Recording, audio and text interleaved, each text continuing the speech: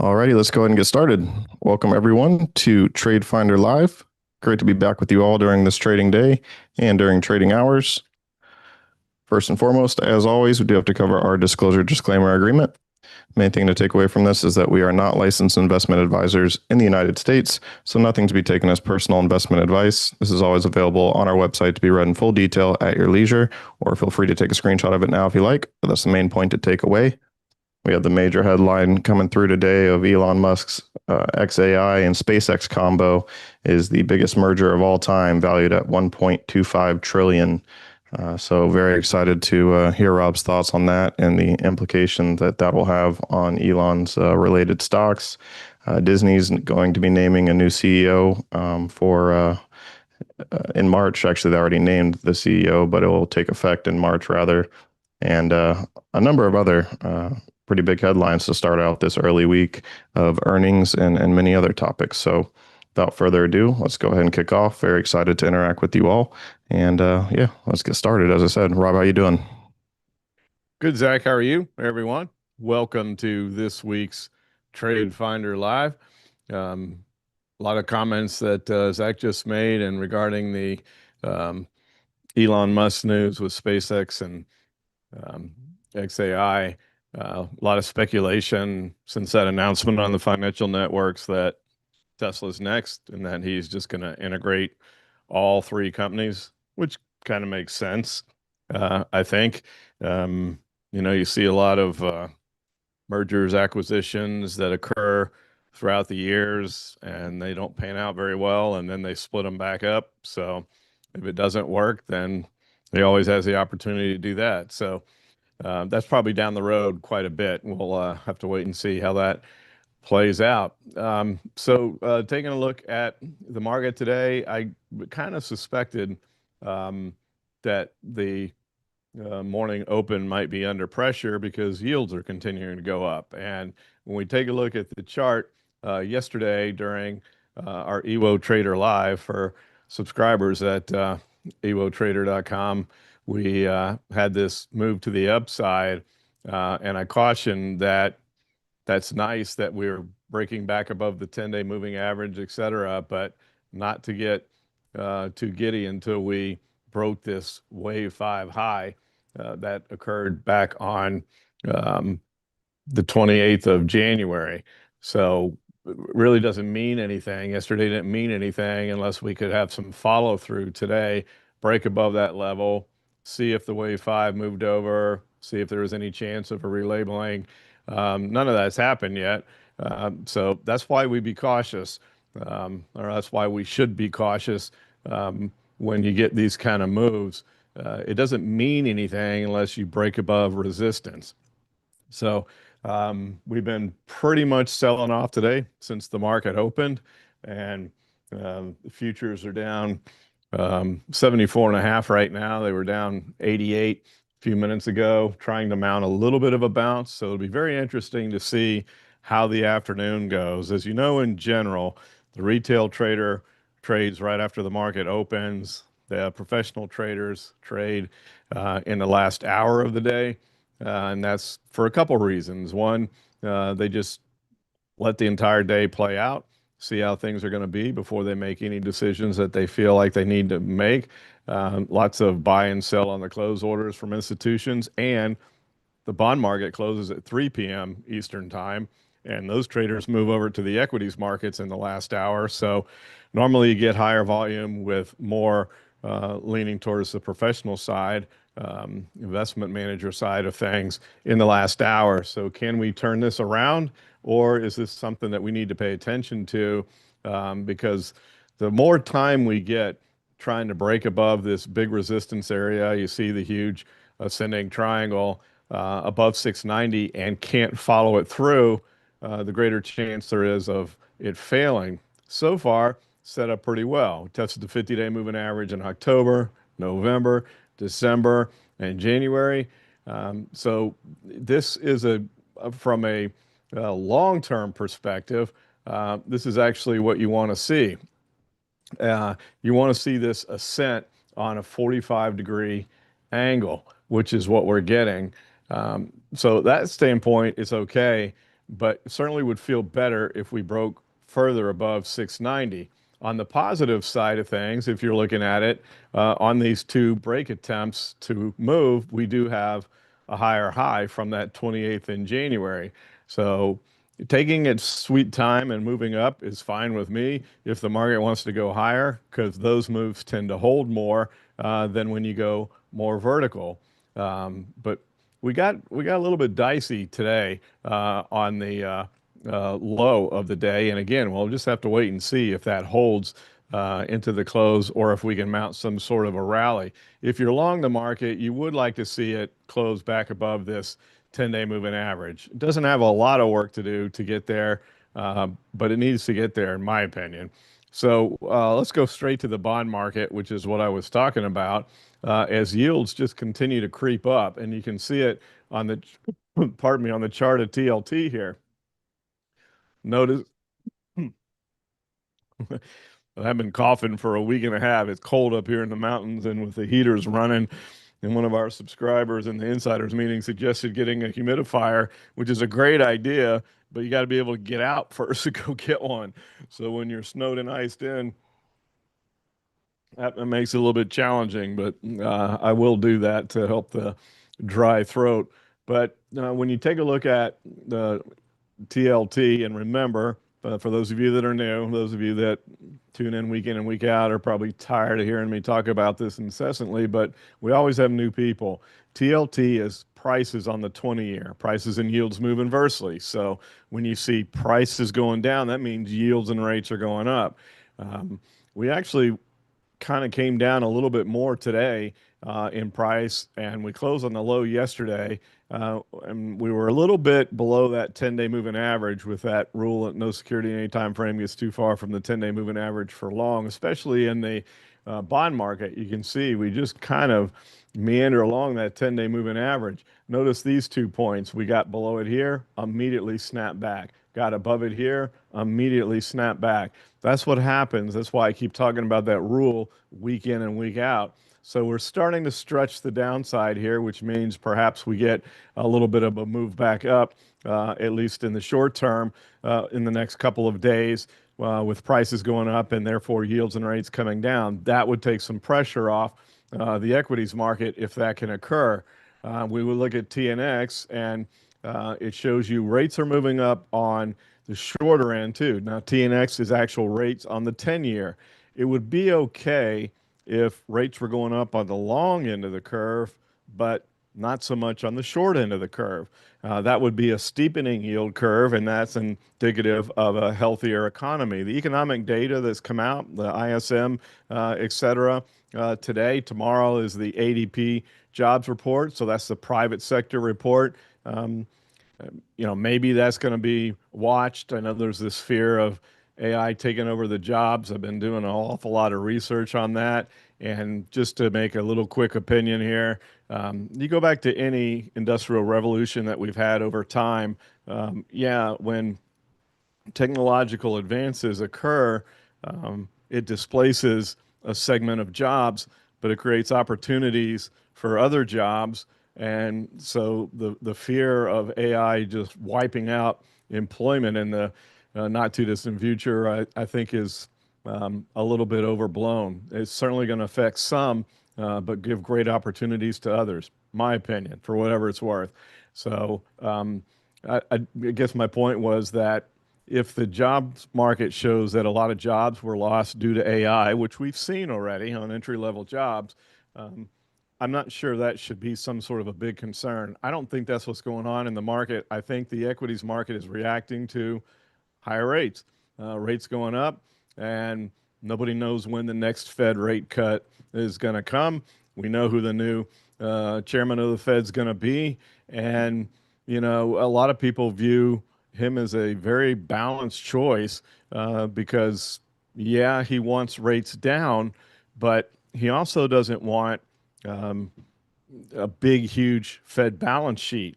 And so you kind of wonder, that sounds like a dichotomy. How do you do that?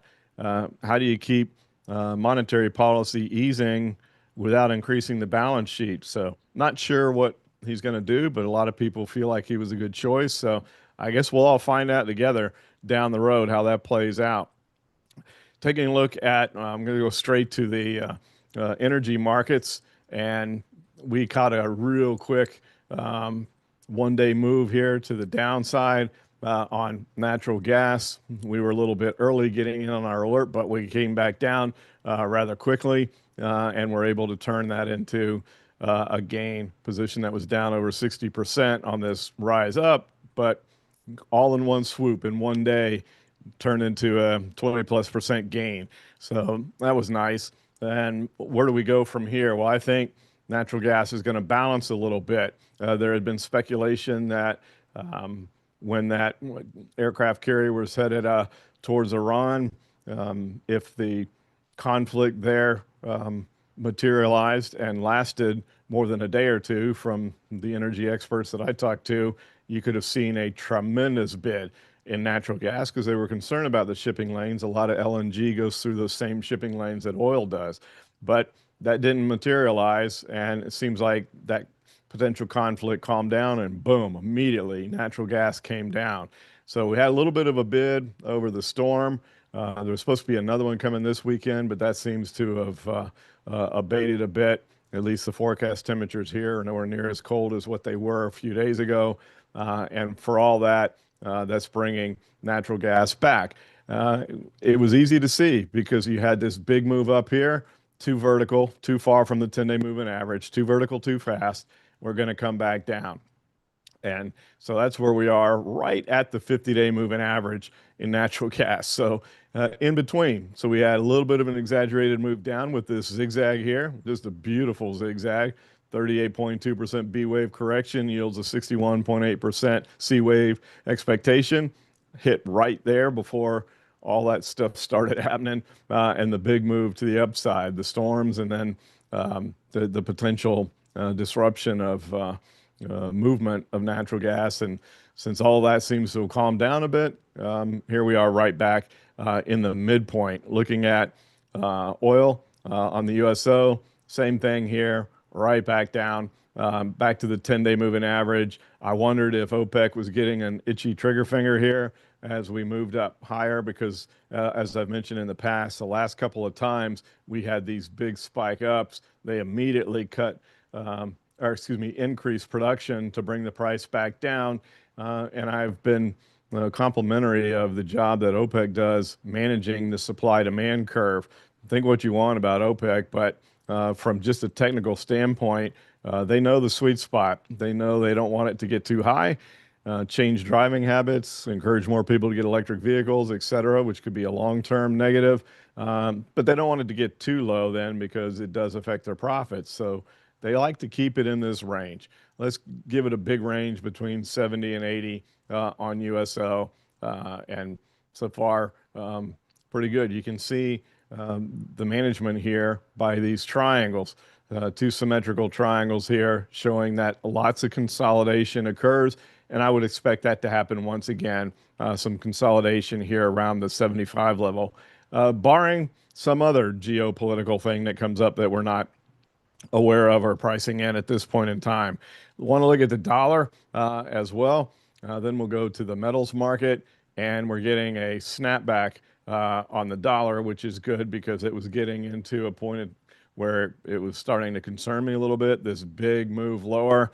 And then I'd mentioned really want to see it hold this wave 5 low from back in September. And so far we did. Now that wave 3 is still green, meaning that the algorithm considers it still active, and it could go lower. But with some follow through today in the dollar, it seems like at some point we're going to label that wave 4. Well, that's the good part. But the bad part is if that's the labeling that occurs, that means there's a wave 5 coming where we'll probably go lower than this, and I'll start to get concerned again. Now we do have kind of a last bastion of support before we start worrying about losing the dollar, which is what I don't want to have happen, all the way down at 90. So there is some room here for the dollar to go downside to the downside without creating havoc in the markets. But just even this move was creating headlines in the financial media area. So no harm, no foul right now. We're heading back up towards the lower end of that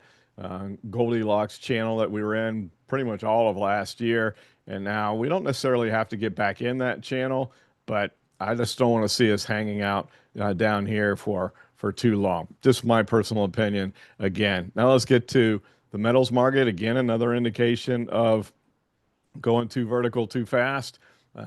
Seemed like everyone wanted to buy gold. All the news is that all the global countries are buying gold. Central banks around the world are buying gold. And it seemed like it was going to be an endless run. Well, nothing goes vertically like this for very long without coming back down. What goes vertically up oftentimes it comes vertically back down, which is what happened.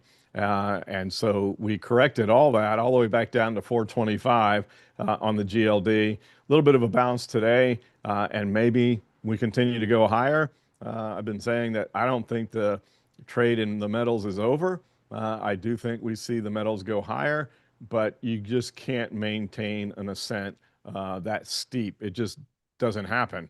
And then I'm sure because it seemed like silver got more of the headlines than gold did on this big move lower that occurred at the end of last week.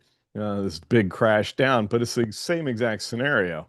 We got too vertical too fast, came back down, not just to the 10-day moving average, but retraced this vertical um, uh, straight up rocket like ascent. And we came back down to the point of this triangle, and that's where we found support, also coinciding with the 50-day moving average. Notice we're still below the 10-day moving average in silver. So even though we're getting a little bounce today, a little bit of caution here in the short term.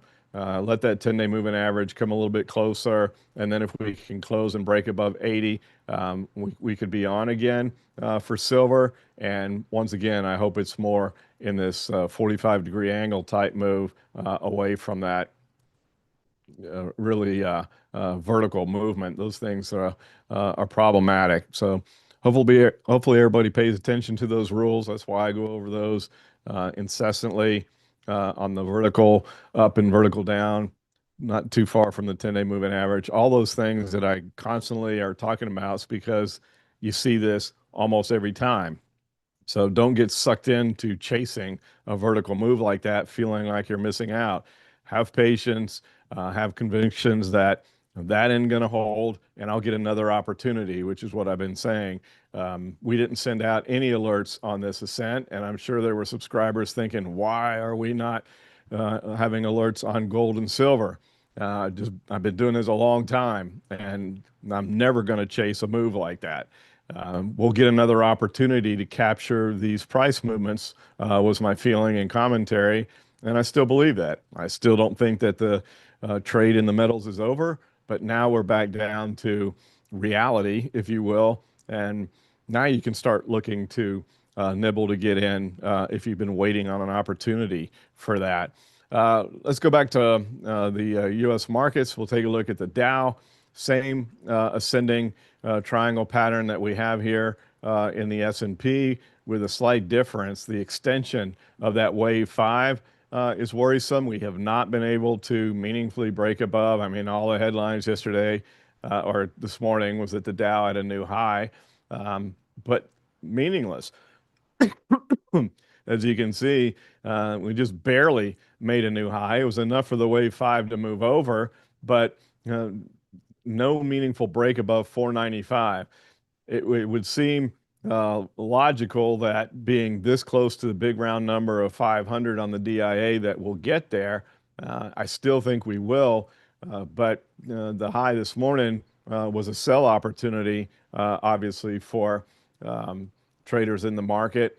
And this wave 5 being extended at 143% is getting pretty long in the tooth. So unless we can meaningfully break above 495 and then perhaps get a relabel from this 5 to a 3, then I think the upside on the DIA is limited. Could it go higher? Yeah, it could. It could go to 161.8. It could technically go to 261.8. That just doesn't happen very often. It does happen, but it doesn't happen very often. Low percentage chance that we extend a wave 5 that far. It seems logical that there'd be some sort of relabeling that occurs within that time frame.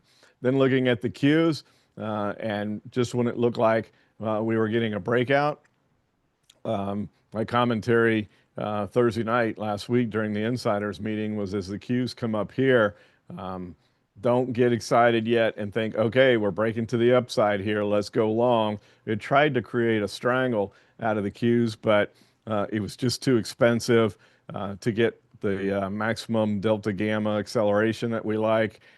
And there were other ETFs on the Qs that were more in line, lower valuations, but weren't optionable. So you can't do a strangle if the security doesn't have options, obviously.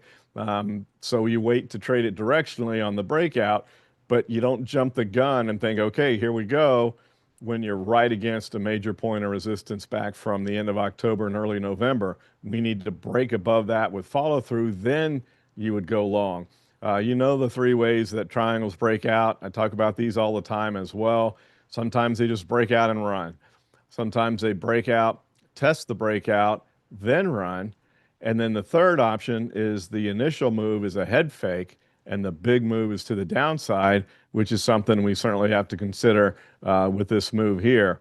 If we go much lower here on the Qs, then we get to the point where we start thinking, okay, um, that upward move was purely a head fake, and we might have some significant move lower. We need to kind of hold right in here. This doesn't even qualify to redraw the triangle. That's what happens sometimes when you get a false breakout one way and a false breakout the other way. You never get a head fake or a false breakout in both directions. That means that the triangle is forming a larger triangle. We're still in the consolidation phase. But the reason that I say that we can't say that in this instance is because the attempted breakout move to the upside took out these highs. So that negates the idea that we might be generating a larger triangle. Now, what you could say, maybe you disagree with the format of a symmetrical triangle, and you're thinking, no, this is more of an ascending triangle, which would then match the pattern in the S&P and the Dow. And that's possible. It just, I wish we would have had better tests here on these two highs up to those levels in October, November, but potentially that's what's going on. Um, and you could then make a case for, all right, if we don't go any lower than this, I could see that you could bring this lower line down. And people oftentimes will make comments that I don't agree with where you draw your trend lines. And that's fine. I don't really care. I'm not trying to be the most specific on drawing trend lines. I just want a general idea of what the pattern is. Are we consolidating? Are we in some sort of triangle formation? And if you feel like the line should be drawn differently, great. That's fine. I just draw them the way I see them, and I'm I'm fine if someone disagrees. Disagreements make the markets, as Zach will undoubtedly reiterate towards the end when we do our case study, and he shows the social media aspect of this great piece of software from the Hub organization. If by chance you're watching and you haven't gotten a copy of it yet, I saw a couple people in the last weekend's U.S. market update that we do on YouTube each week say, what software are you using? And it's from Hub, HUBB.com. It's free. The Elliott Wave labeling is free. There's an opportunity to subscribe to the AI signals if you'd like to, but it's not a requirement in order to get the software for free. I think it's the best Elliott Wave software that exists. It's programmed exactly to the algorithm that Ralph Nelson Elliott wrote, meaning that there's no personal adaptations to the algorithm. It's just pure Elliott. That's what I prefer.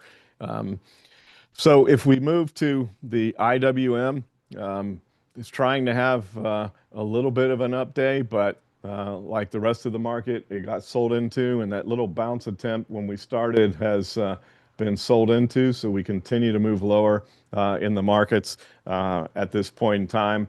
So we're going to have to really pay attention to where we go in that last hour of trade today. I think that's going to be quite meaningful to see how the markets in the day.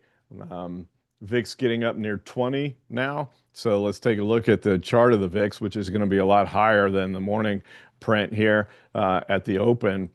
So we're getting back up into this area again. Positive is that yields some room to come back down and have the market rally. The negative is if we break above this downtrend line and take out these highs that occurred earlier in January, then is something really nefarious going on? What's happening here? Um, so the VIX up at 20 is something to certainly pay attention to. The futures are down 95 now, so that's a new low on the futures from today. So as I said, basically we've been selling since the market opened today, and that continues. So all the professional traders will be back from lunch about 2 p.m.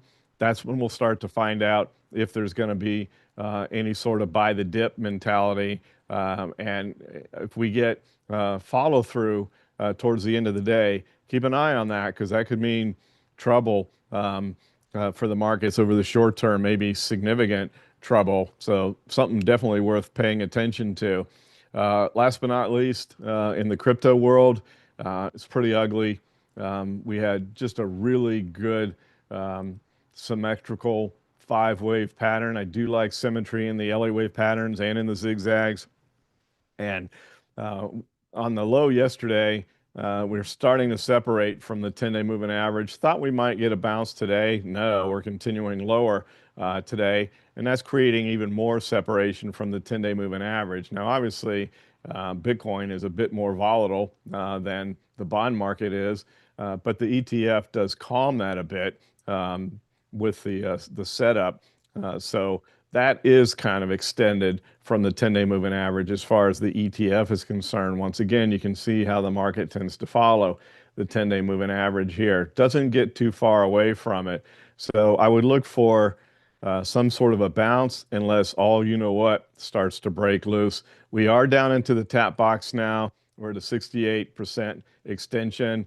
Remember that 68.1, or excuse me, 61.8 is a fib extension level.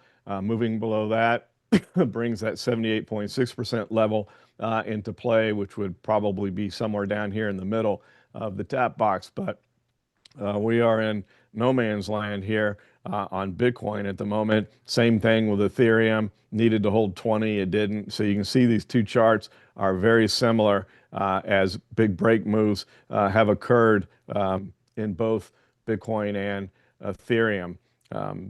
Market keeps waiting for legislation to come out. Over the weekend, President Trump had said he's working on legislation to make it easier for the retail trader to get into cryptos. But in my opinion, that's not what's causing this. The institutions got out at the end of the year, and I think they're waiting to see what the big legislation coming from Congress is going to be. And based on everything I've read, they're not really going to get back to being serious about it until the summer. And you wouldn't see it passed through Congress until somehow we're in the second half of the year, which means there's a potential for more pain before the relief comes. But that's pretty vertical downward on Ethereum. And if we turn and head back up, you'd just be looking for a short entry at this point as we correct an oversold condition. So slightly oversold, pardon me, on the BITB, pretty oversold on Ethereum. So maybe Ethereum bounces a little bit sooner, maybe they bounce together. But right now, the cryptos are out of favor. And when it gets to the point where everyone is saying the crypto space is over, was overblown, and once you start hearing all that negativity, that's when it's going to turn. That's when you'll see it move back to the upside, and you can see all these red bars in a row here as it's just been sellers dominating in the space on at least Bitcoin and Ethereum. And that gives you a little bit of indication that a lot of people are getting on that same side of the trade. So when everybody views the market one way, it doesn't matter whether it's up or down, but when everybody views the market one way, usually the market's ready to go the other way because it's the path of least resistance, and that's what creates those moves. And so the smarter traders come in a little bit early, and then retail traders have been burned so many times in the crypto space.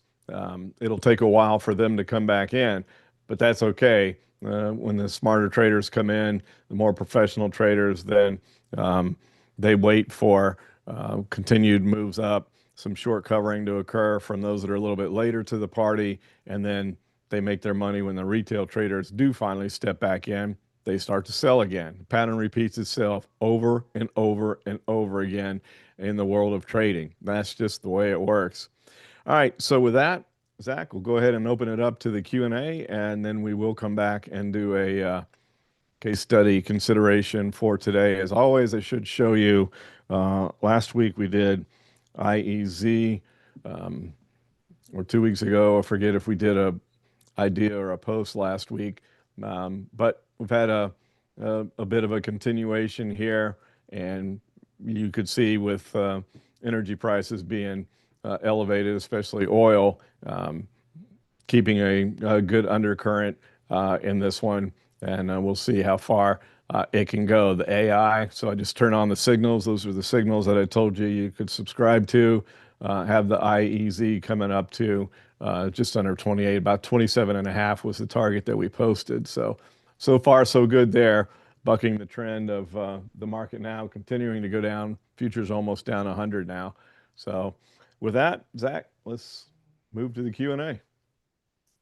Sounds great, Rob. We'll get right into it. First off, I do want to mention I saw some comments in the chat asking how to best contact you. And so I'm going to put that address of support at EvoTrader into the chat here, and I will escalate it, or whoever's in support will ensure that it is escalated to Rob. Just put attention Rob or address it to Rob, and it'll make its way there. Additionally, I'll put in the support address for Hub if you have any inquiries about the software that Rob's been presenting on and was just talking about signing up for regarding the AI signals and so on and so forth. So without further ado, let's go on to the first question here. First one's going to be PDYN. PDYN. Paladine. I don't spend too much time in these lower dollar stocks. This is going to be that rule that I talk about all the time about how the securities regulators work. And for those that may not have heard it before, if you're an investment company and your investment objective is not registered as aggressive growth, if it's only growth, then you can't own stocks under $10 a share. Once you get down to $5, if you're registered as aggressive growth, you can own stocks over $5. So you can see that there are some institutions, I don't know, I'd have to go back and look and see how heavily institutionally owned this stock is, but it's tried to break above 10 in October. Some of the growth-minded institutions didn't buy it, so down we came. There was support here from those institutions that do have aggressive growth at their registration, and we're able to push it back above 5.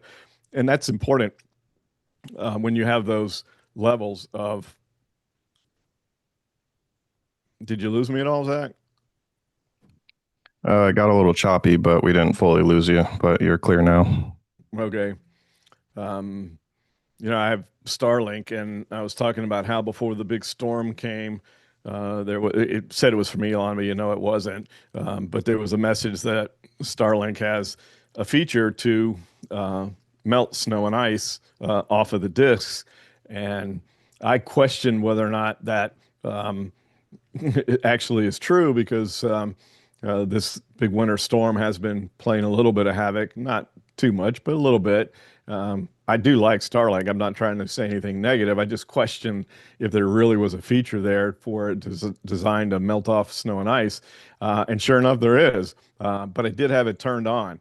So there is in the settings of Starlink a button that says it will melt it. But, I mean, can it outpace the weather. I don't know how strong it is or whatever. So anyway, back to PDYN. Um, we've got a doji here right smack between 5 and 10. For me, I just would have to watch this, be very cautious of it. I can't discern any sort of a meaningful direction from the chart with where we are right now.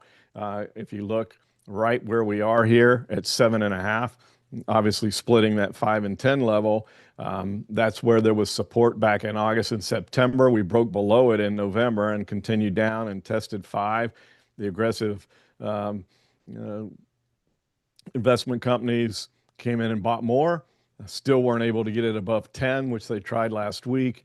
And for me, until it can get above 10 to get some more meaningful volume to push it significantly higher, that's kind of what you need. So for me, I would be sitting on my hands. This is just no man's land right in between these two levels. A break below 5 that took out these lows, and you have to wonder if those aggressive investment in companies, investment minded, aggressive investment. Let me try one more time. Those aggressive minded investment companies, you'd have to wonder if they supported at 5 again, or it could be as short as who knows how low it could go. So tough one right there to figure things out. Looks range bound in the near term for me to me. Very well. Thanks, Rob. From there, let's head over to XOM. Good old Exxon Mobil. And you would imagine just what the chart shows. You've hit the AI target here, had an 80% chance of coming up here. It identified it back down here under 135.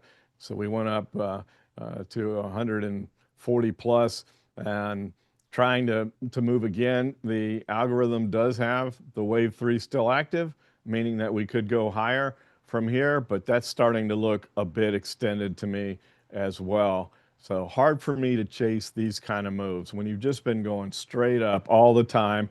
In fairness, this kind of consolidation is what you want from a big move. You don't want it to give a whole lot of it back. Um, that tends to mean some sideways stuff, which we may get out of the metals market before they continue an ascent higher. But this is getting a little long in the tooth to me, so I'd be a little cautious of continuing higher at this point with Exxon without some sort of bit of a correction involved here. Next up is PayPal. I always talk about this. I love doing this class. Each and every week's my favorite event to do because you guys are on it. Um, you come up, you know what's going on in the markets, you know what the news is. You come up with some obscure stocks that I'm not familiar with, which is always fun when you're looking at different charts from the same old ones all the time. So I like doing this. PayPal had some negative news that came out today with what they were talking about as far as what was going on with the company. And there's the result. And so you guys obviously knew that. The AI had given that only a 43% chance of coming lower. That's gray because we like that number to be 75 or above to act on it. I'll go as low as 70 on these AI scores. I trust that as much as I do the 75 level or higher.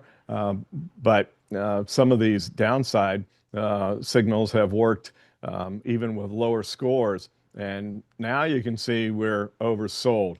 179% extension. So we even passed 161.8 on the low today. That's pretty darn oversold. I would look for one of those quick snapbacks. Maybe that's why the question was asked, because you've heard me talk about this before.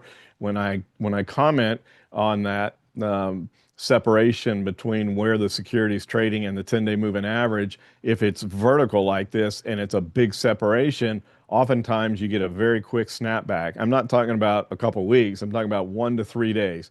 Oftentimes it's a 1-day move.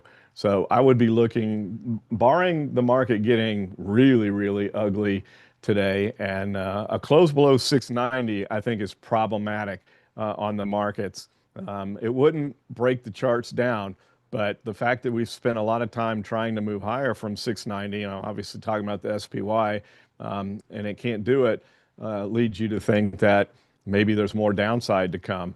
But on PayPal for now, that's pretty oversold, and maybe you could get a quick snapback bounce on that. But it's probably going to take some time to recover from that. That probably shows up in our time strategy, the sideways AI scores after tonight's close, I would imagine, because that's what it looks for. It looks for these big drops.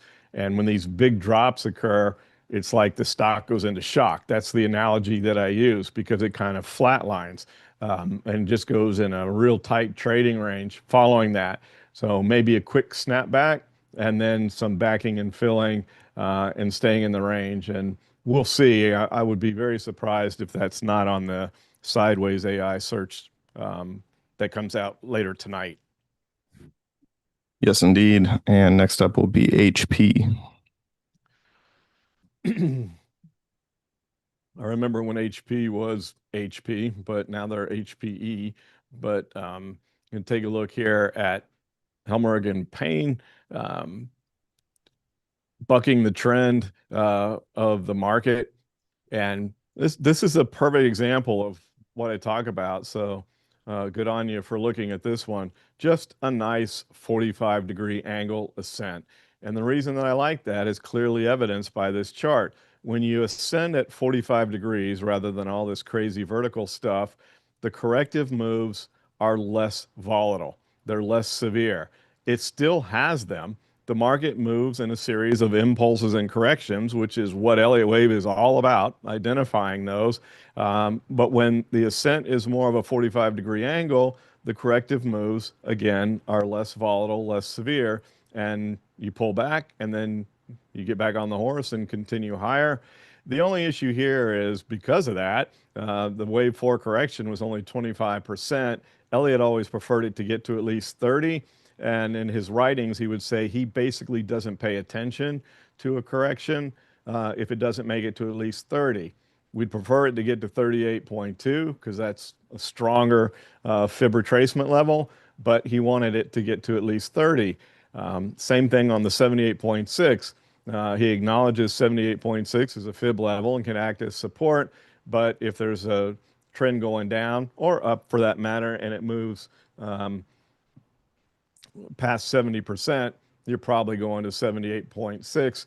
And he felt that if you passed 70 and got to 78.6, yes, it could hold, but there's a greater possibility that that pattern becomes disqualified and relabels. So just throwing some Elliott Wave rules out there. Back to HP, that's a pretty strong move higher. I was commenting that it was a little bit of a weak wave 4 correction. And the reason I bring that up is those tend to yield lower percentage increases. In other words, we're not looking necessarily for 100 or 161.8% extension to that. So I would want to go look at the DMI, and that is a very strong ADX. And you have the positive directional indicator going up, the negative going down. Very strong setup on the DMI as confirmation of the strength of the move, and then the likelihood it continues. Those go hand in hand. The ADX getting up towards 40, the last couple of times it did that. We came back down, but since the ascent has been more of a 45 degrees, even when we got to these higher levels in the past where we got over 40%, you can see minor corrections each time. So perhaps we need another one of those, but we could have a little more upside first because we're not quite above 40 yet. So on the DMI, as the ADX gets above 40, it's telling you the strongest part of the move is over, but it doesn't mean the entire move is over. It just means as you continue climbing, it's on weaker strength. And then that makes you want to tighten up your stops because one of these little corrections could occur at any time once you break too far above 40. So yeah, if you were in that, no reason to get out, but I would keep your stops at some sort of a reasonable area so that you can let the market take you out if it reverses and goes the other way. Now let's go to SCCO. Yeah, Southern Copper, been a good one. Um, was doing well today. Let's see what it's doing now with the metals resurgence. We did have an alert on this, but hit this level here and backed off. Now we'll see if this can continue higher. Looking at the DMI, it looks like, yeah, maybe there's more to go. This wave three is still green here.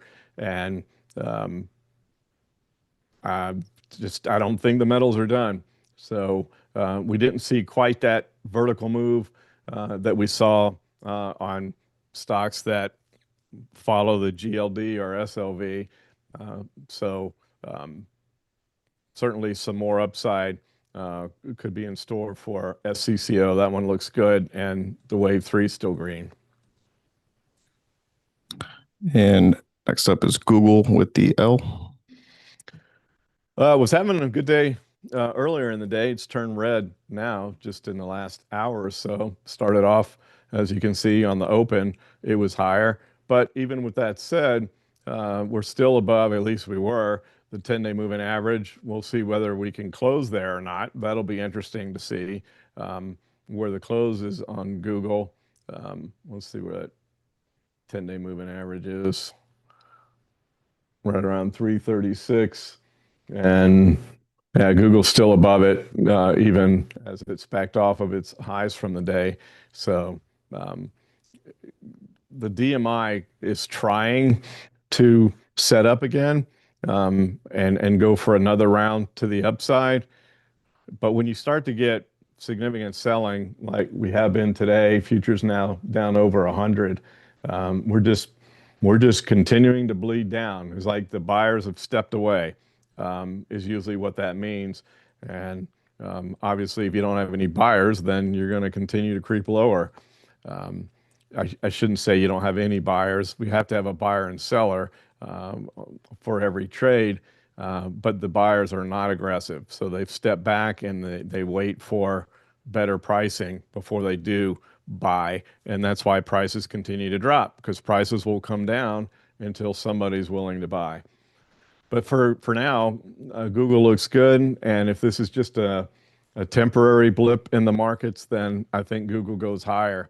But if something is changing in the trend of the markets, something a little more nefarious going on that we're not aware of yet, then might be an opportunity to take some of those gains. But if the market calms down, then I think Google is a good place to be. I like it for the longer term. Who knows what's going to happen on the shorter term, the way things are going now. Indeed. Next up is a question from Maria. ASTS at 112. ADX looks pretty good, except above the DMI has been volatile going up. It looks like it's 10 moving average. It likes its 10 moving average, but how concerned should I be about the negative divergence on the CCI? Well, I like this one too, Maria. I think we've talked about in the past. And by the way, I was thinking of you because you would ask a couple times. I think about UNG, so hopefully you're happy about that. That we're able to uh, get a gain out of that when it wasn't looking very good for a while on that vertical move up. But on ASTS, it is volatile. So you kind of have to have an iron stomach when you're trading it. It moves a lot. It moves a lot intraday, as you can see from the size of these bars. Amazing intraday movement here. Tried to really break higher at the end of last week. Couldn't hold it. Came back down. We're still holding above the 10-day moving average, and it's actually performing better than the rest of the market, even though it's come off of its highs today as well. But as long as we can hold somewhere in that 110 area, right here around the 10-day moving average, and make another run at breaking above 120, then we still have an AI target up here. It's only 64%, but it's still better than a toss of a coin of it moving up. And so I would hang in there with that one. You ask about the divergence in the CCI. This, I think, is why there is divergence there. You're right.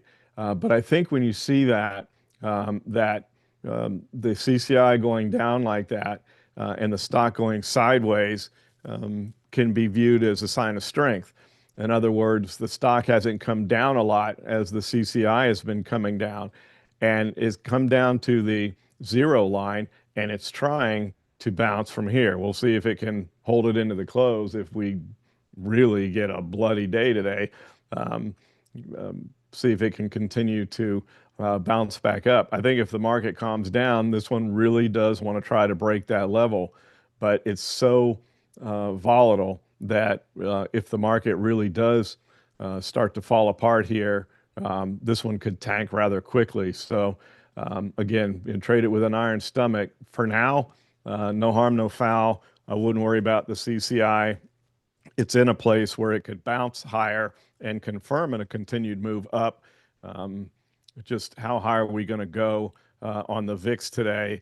How low are we going to go in the markets? And what happens? It's almost 2 o'clock now, so the traders will be coming back. Are they going to continue to buy this dip? If not, then we'll probably see a really ugly day by the close. So I would expect to see at least some bounce attempt because there really hasn't been much. Just a couple little blips up since we opened. Pretty much everything's been going lower, but we'll see how that goes into the close. And sorry, Rob, this next one I should have passed through to you before. Maria had a question on SCCO as well. Similar question to her question on ASTS. ADX looks great, but CCI has negative divergence, which holds more credence in these situations. Day to day, the CCI does. And I know Maria asked that because we talk about it a lot. It's also trying to kick up with this move up today. So same exact scenario, and I'm sure you know that already. Yes, it was going down while the stock was going up, and that created divergence. But the fact that it didn't succumb to the divergence makes you think no harm, no foul. Maybe we can make another run. But that certainly does get your attention and is something to watch. But when you watch the stock and it stays above the 10-day moving average, even as the CCI is diverging, usually that just means we're kind of pausing a little bit in the momentum, even though it's still moving up. And then if the CCI kicks back in, that's usually an early indication that we're poised to go higher. And I think we are, as I mentioned earlier on this, once again, barring a major meltdown in the market. But this should follow copper more than what happens in the S&P or the Dow. But when you get really ugly moves in the market, it kind of takes everything down. But when it takes everything down, where's the money go? It goes to safe havens like gold and silver, and even copper. Copper's tied more to economic conditions, and based on the ISM, that part's pretty good.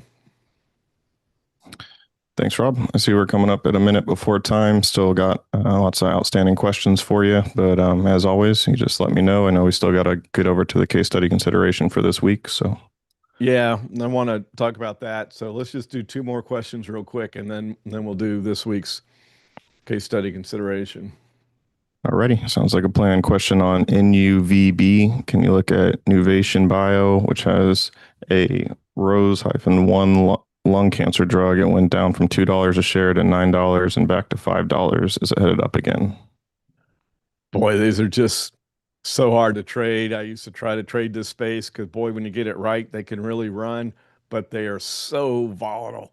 And they're really hard to trade. As you can see here, we consolidated and then bam, went up and it looked like, all right, we're off to the races, and then bam, right back down. And they're so tied to news, like what the person that asked the question just alluded to. And, you get stock that's approved for phase 3 trials, and that's a positive, and the stock goes up, and then they get some early data that the phase 3 is not going well, which is phase 3 is when they actually start testing on humans.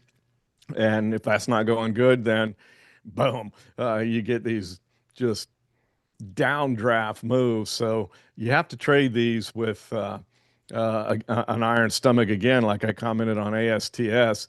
The positive here, the wave 4 came back to support here right at 5. It looks like the institutions that own this are trying to hold us very similar to that other one that we looked at. It wasn't able to push it through 10. It looked like we were getting there, and it couldn't and back down. At least it's gotten a little bit of support here at 5. So the separation between the 10-day and the 50-day is getting a little bit high, just like what happened here. See how the 10-day separated from the 50? Bam. The 10-day came back down. It works the same as securities getting too far from the 10-day moving average. The same rules apply on separation between the 10 and the 50. When they separate too much, that 10-day is going to come back to the 50, which is what happened. But holding 5 is key. My point was, if you're very aggressive and you have discretionary funds that these are my aggressive funds, and if I lose them, I go in there assuming that, just like walking into a casino. You're going for the entertainment. If you make money, great, but you expect to go pay for your entertainment. Same thing here. If you can catch that move up to the 50-day moving average, we'll see what happens there.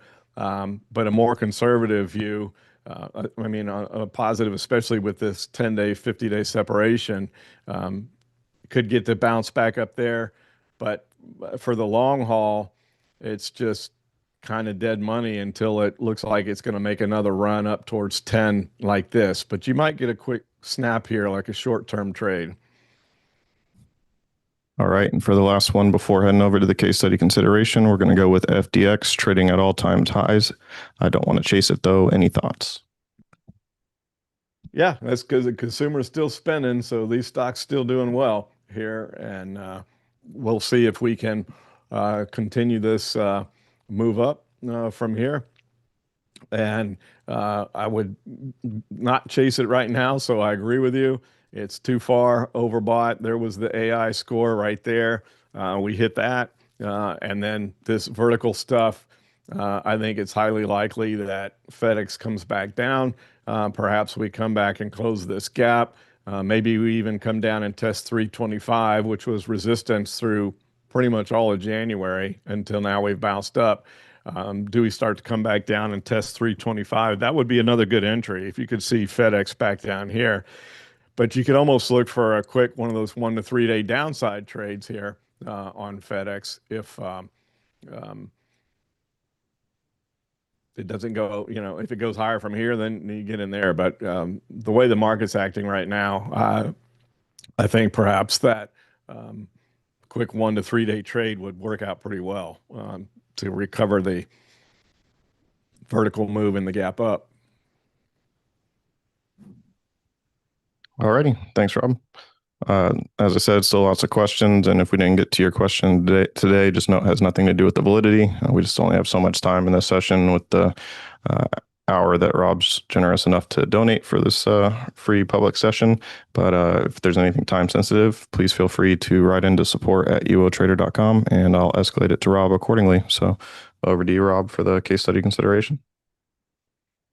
All right. And we have the market futures down 111 now, and we've broken down below 690 on the futures market. So yeah, something to keep an eye on into the close. How ugly does it get? So the one I wanted to show you is get a kick out of this symbol. I love it when this shows up. Acushnet Holdings symbol is golf. This is Titleist and FootJoy. If you're a golfer, you recognize those names. And pretty good score here. We were a little bit elevated from the 10-day moving average, probably aren't right now. So this one had some nice consolidation here at 85, broke above. The only concern I have is that big round number of 100. Does that act as major resistance? But when you look at the setup on the DMI, once again, very strong on the ADX. So there's good strength to this move.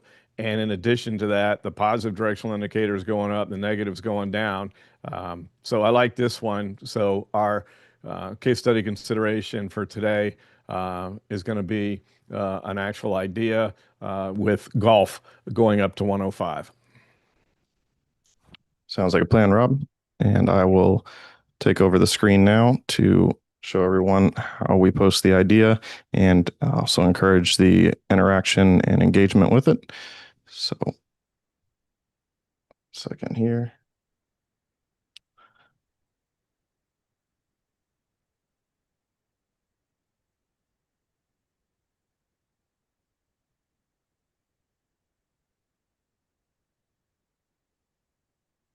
Alrighty, we should have my screen now. So as we see here, we're at a menu view, a jumping off point of the platform. As Rob said, this is going to be an official idea for this week. So we're going to go up to the right toolbar over here to the light bulb for ideas. This will bring up and populate the list of ever-growing ideas in the Hub community. We'll go over to the left toolbar here for new idea to create an official idea. This one is going to be on golf, symbol GOLF. And was that target price 105? Correct. And the time frame we're looking at for that? We'll do the 3 months. 3 months, so we'll go a quarter out. And as always, we will come back and add detail, Rob's analysis, and the chart very soon after this session concludes. But I am going to go ahead and publish this idea. So it is now available in the list of populated ideas, again, from the Hub community. So you can come in and interact. Just for a quick example, I'll click on this one here. As you can see up on the right side, you can agree or disagree. And then, of course, comment, add your supporting evidence or thoughts on why you agree or disagree. As Rob mentioned in the beginning, it's always something I emphasize that opposing opinions is what makes markets. If everyone agreed or everyone disagreed, there'd be no open interest, no liquidity for anyone to take advantage of, as if you could equate agreeing or disagreeing to buying or selling. If there's all buyers or all sellers, there would be no open interest again or options available for people to buy or again take advantage of. And so we always encourage you to share your thoughts, whether you agree or disagree, and just being mindful of the community. Everyone in the Hub community so far to date has been very strong and considerate in that aspect of only sharing intellectual conversation and just overall considerate discourse. And I think that's something that will continue on.